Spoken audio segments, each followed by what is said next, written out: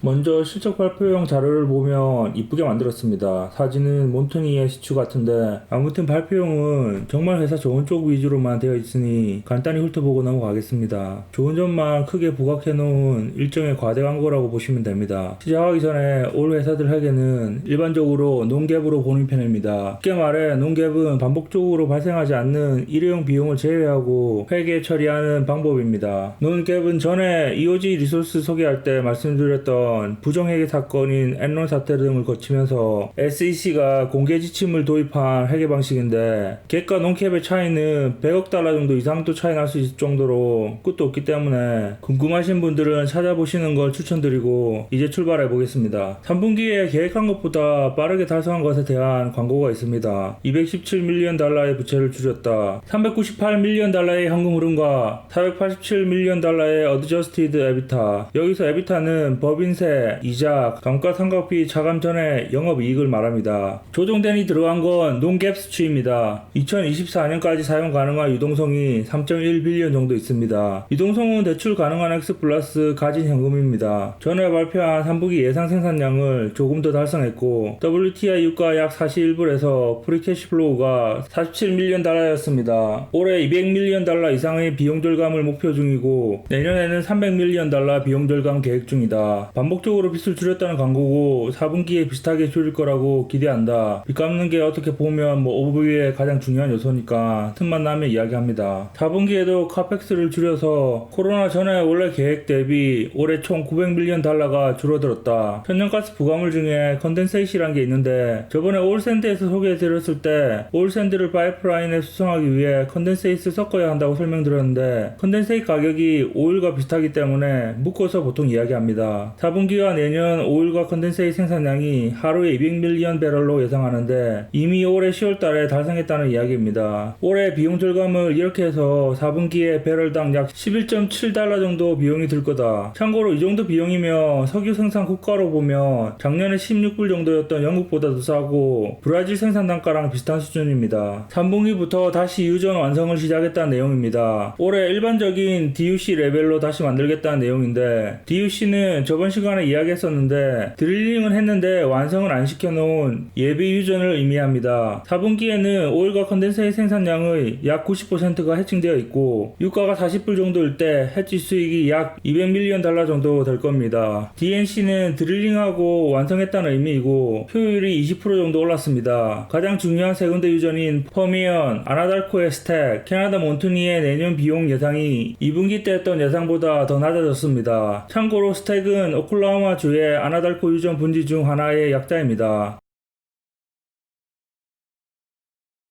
세계 메이저 지역의 DNC 비용이 준 걸 보시면 이렇고 내년 예상은 더 내려갑니다. 밑에는 DNC 효율이 지난 2년 동안 향상되었다고 보여주는 거고 밑에 그림은 오른쪽 3개의 1군 지역, 왼쪽에 백행과 이글포드 2군 지역, 그리고 여기에 안 나오는 3군 지역들이 있죠. 3분기 천연가스, 오일과 컨덴세이트, 그리고 컨덴세이트를 제외한 나머지 NGL 하루 생산량이 나오고 우선순위로 빚을 갚고 생산량을 유지, 비용 절감으로 효율성 상승, 다운턴에서도 배당을 건드리지 않았다, 이런 말들이 나옵니다. 올 하반기부터 내년 말까지 최소 1빌리언의 빚을 갚겠다는 반복적인 이야기고 시대가 시대인 만큼 ESG, 환경 문제 등을 관리하고 있다는 말이고 밑에 다 반복적인 내용이라 생략하고 실적 발표로 넘어가면 위의 내용은 똑같은 내용이고 3분기에 1.5빌리언 달러를 손실을 기록했다는 내용이 나오는데 이건 큰 손실이긴 하지만 임페어먼트 차지가 1336밀리언 달러이고 밑에 non-캐시 비실현 해치 손실이 243밀리언 달러도 유가 변화에 따라 변하는 거라 논갭으로 보면 크게 의미 없는 수치입니다. 임페어먼트 차지는 유가에 따라 향후 보유 자산이나 투자 사업의 가치가 감소할 것을 예상해 미리 회계 손실로 처리해 두는 돈입니다. 엑송 같은 종합 석유 회사들은 정유소 관련해서도 나가지만 업스트림 회사들은 대부분 자산 가치 하락입니다. 논캡으로 보면 영업 손실이 달랑 8밀리언 달러입니다. 사실 3분기 유가가 일정하게 40% 40불 정도를 유지해서 해지 전 평균 실현 유가가 39.4불이었고 해지한 유가가 41.39불이었습니다. 해지한 가격이랑 크게 차이 나지는 않았습니다. 밑에는 다 했던 말인데 중요한 건 내년 유가 45불과 천연가스 3불 정도에 대충 800밀리언 달러 정도의 프리캐시 플로우를 만들 수 있다는 건데 굉장히 긍정적인 수치라고 생각합니다. 내년 유가가 45불보다 높으면 정말 더할 나위 없죠. 밑에 보면 내년에 1.5빌리언 달러 정도 들여서 오일과 컨덴세이 생산량을 하루에 200밀리언 배럴 정도 유지하겠다는 계획입니다. 앞서 말씀드렸듯이 이 생산량은 이미 10월에 찍고 있습니다. 밑에 해지 포지션은 마지막에 이야기할 거고 유동성 이야기는 했고 장기 부채의 80% 이상이 2024년이나 그 이후라고 아직 시간이 남았다는 이야기고 메이저 유전인 퍼미아는 81%의 오일과 NGL 등의 리키지고 평균 3개의 굴착기가 가동했고 올 한 해 동안 비용이 20% 정도 줄었고 아나달코는 62%가 리키지고 평균 2개의 굴착기가 가동했었고 2018년 말에 뉴필드에서 인수한 이후로 40% 정도 비용 절감을 했다고 하네요. 캐나다 몬트니는 천연가스 유전인 만큼 리키지는 24% 정도고 2개의 굴착기가 가동되었고 계속해서 유정당 1밀리언 달러도 안되는 기록적으로 적은 비용이 사용 중이고 2018년 대비 4일 걸렸던 게 이틀로 줄었습니다. 배당은 12월 15일에 들고 있는 기준으로 12월 31일에 지급합니다. 여기 해칭된 표를 보시면 4분기에 오일과 컨덴세이시 하루에 200밀리언 배럴 생산 계획에서 180밀리언 배럴이니까 생산량이 90%가 해지되어 있고 내년에는 10% 정도만 해지되어 있습니다. 내년 해지된 가격이 낮지만 이건 최소한의 보호장치 정도로만 보시면 될 것 같습니다. 어차피 90% 이상이 해지되어 있지 않고 시장 가격대로 팔릴 거라 해증은 정말 사랑하는 오빈티브지만 내년 유가 상승에 도박한 거라고 보입니다. 4분기는 그중 반 정도가 52.95불에 소합되어 있고 나머지 반 정도가 3회 해지로 나쁘지 않은 가격에 해지되어 있습니다. 유가가 43불 위로 넘어가면 좋겠지만 선거가 끝나고 유가가 좀 오르길 기대해 봅니다. 문제는 천연가스인데 4분기 해지가 조금 낮은 가격에 되어 있는 게 조금 아쉽습니다. 올 2, 4분기 생각하면 천연가스가 이렇게 오를 거라 예상하기 힘들었을 겁니다. 그나마 내년 전체 해지양이 4분기 해지양보다 적을 정도고 소합양이 줄고 3웨이 가격이 높은 게 다행입니다. 해치된 생산량 이상은 시장 가격에 적용되니까 해증과 관련 없이 가격은 높을수록 좋습니다. 마지막으로 회사 웹사이트를 가시면 분기 실적 보고서나 발표 자료 말고도 농갭 회계도 공개되어 있고 추가 정보도 나와 있는데 디테일한 정보가 있습니다. 농갭으로 이렇게 수치들이 나와 있는데 별 어려운 내용은 없으니까 한번 훑어보시면 되고 디테일한 정보를 보시면 미국과 캐나다 생산량을 따로 볼 수 있습니다. 오일 생산량은 미국이 캐나다를 압도하고 밑에 중국이 있는데 이건 뉴필드가 리스에서 생산하는 곳이었는데 인수하고 기간이 완료돼서 계약이 끝났습니다. 참고로 미국 회사들도 중국에서 석유 채취를 많이 합니다. 천연가스 부가물 NGL 중 컨덴세이트는 몬트니가 컨덴세이트 함량이 많듯이 캐나다가 많고 나머지 NGL 생산량은 미국이 유전이 많다 보니 많습니다. 천연가스를 보면 총 생산량의 60%가 캐나다 생산입니다. 밑에 보면 나라뿐만 아니라 더 자세하게 유전 위치가 나옵니다. 이렇게 디테일한 자료도 알아볼 수 있습니다. 여기는 나라별로 가격도 있는데 해칭 없이 실제 가격을 보면 오일 가격은 미국이 좋고 컨덴세이트, NGL, 천연가스는 캐나다 가격이 좋습니다. 재밌는 점은 오일 샌드 때문에 소요가 넘치는 컨덴세이트 경우 미국은 오일 가격보다 10불 정도 싼데 캐나다는 오일 샌드 공급량 때문에 2불 정도 더 비쌉니다. 컨덴세이트 함량이 큰 몬트니 유전이 오빈티브에게는 보물입니다. 결론적으로 올 4분기 시작과 함께 폭발하는 천연가스 가격을 생각해보면 4분기 천연가스 해칭량과 해지된 가격, 내년에 오일의 해지가 거의 없는 거에 비해 천연가스의 해지된 양이 살짝 많은 게 아쉽습니다. 그 외에는 내년에 유가만 어느 정도 회복한다면 빚은 금방 갚을 것 같고 빚 문제가 없는 오빈티브는 날개를 다는 거라고 봅니다.